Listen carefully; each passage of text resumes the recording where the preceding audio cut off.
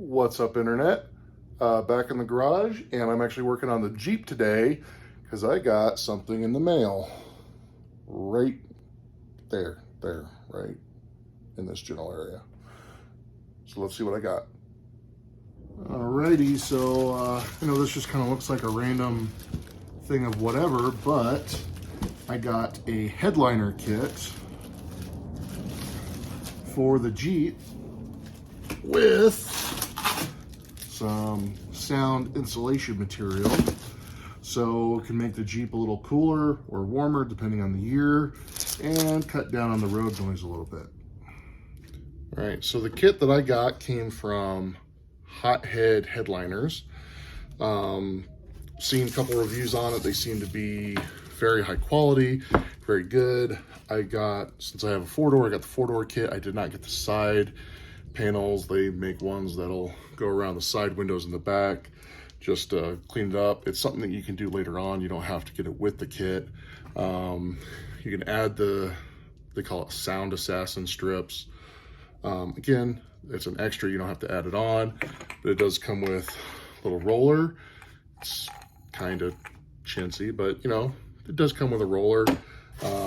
Comes with this piece of cardboard, which I was confused about, but it's actually so when you're pressing up on it, you don't leave big fingerprints in the material. You kind of have a flat surface. And then it actually comes with a little bit of sandpaper to scuff the surfaces so it'll adhere.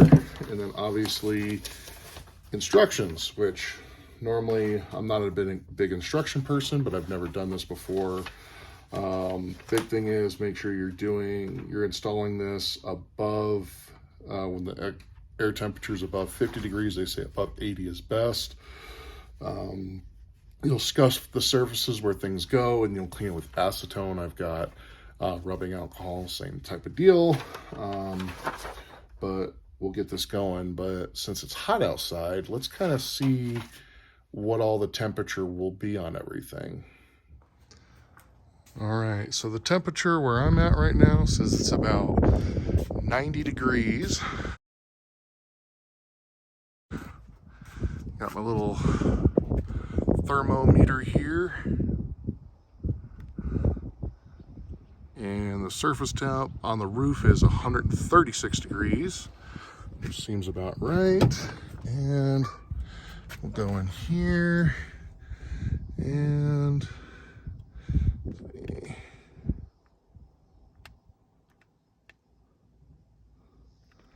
149 degrees, and that's on the inside.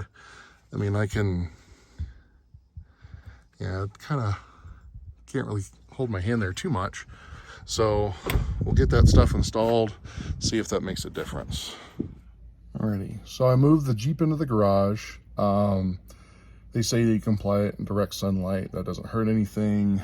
I'm not worried about that. For the install, I'm more or less moving it inside for my own sake. First thing you want to do is do the sound assassin strips, and those are going to go up into these raised portions here.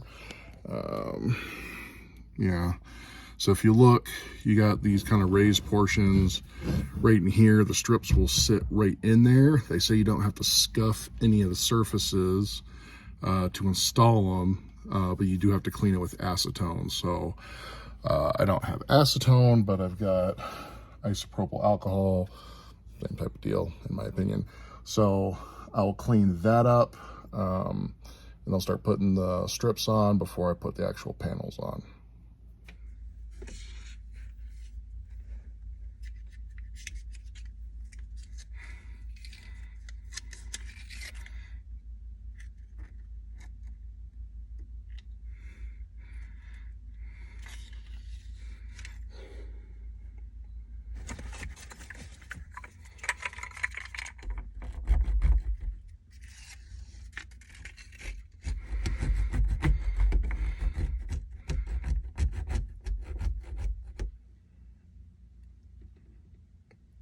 I got the first two strips in, and just kind of a comparison. I mean, it's not going to be a huge difference. They're a small thing, but if I kind of tap it, I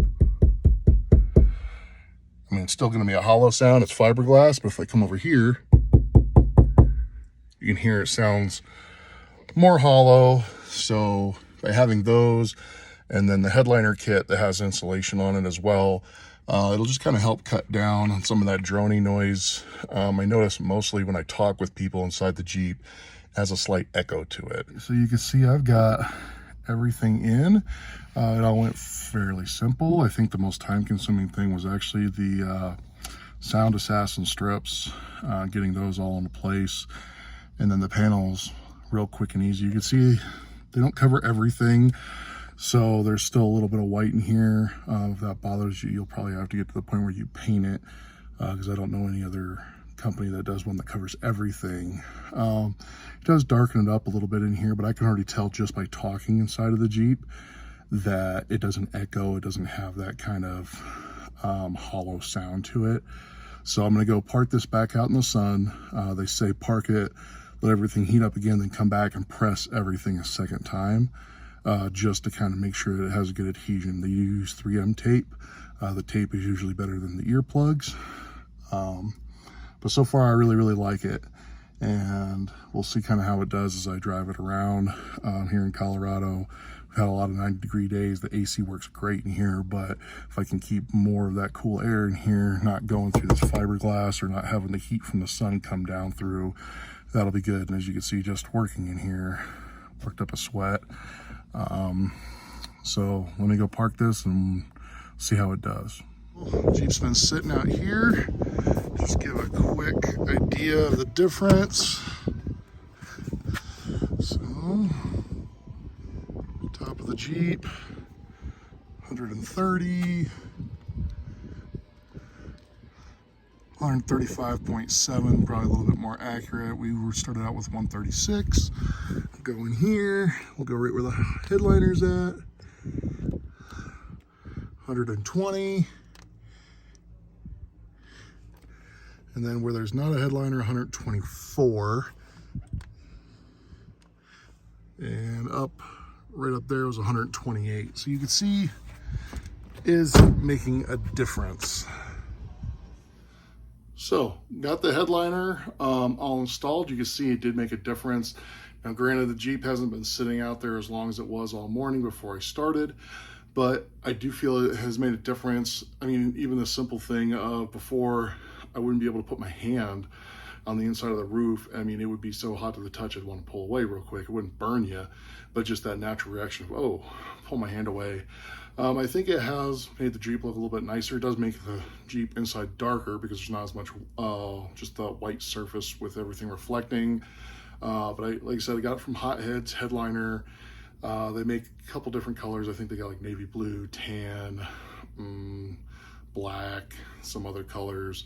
I thought about going with tan because I have the two-tone tan in my Jeep, but I thought the black would just be better and it would be less susceptible, especially to my daughter, reaching up, touching things and getting her fingerprints all over stuff. From start to finish, it took me maybe an hour to do that, and that includes, you know, braking for filming, stuff like that.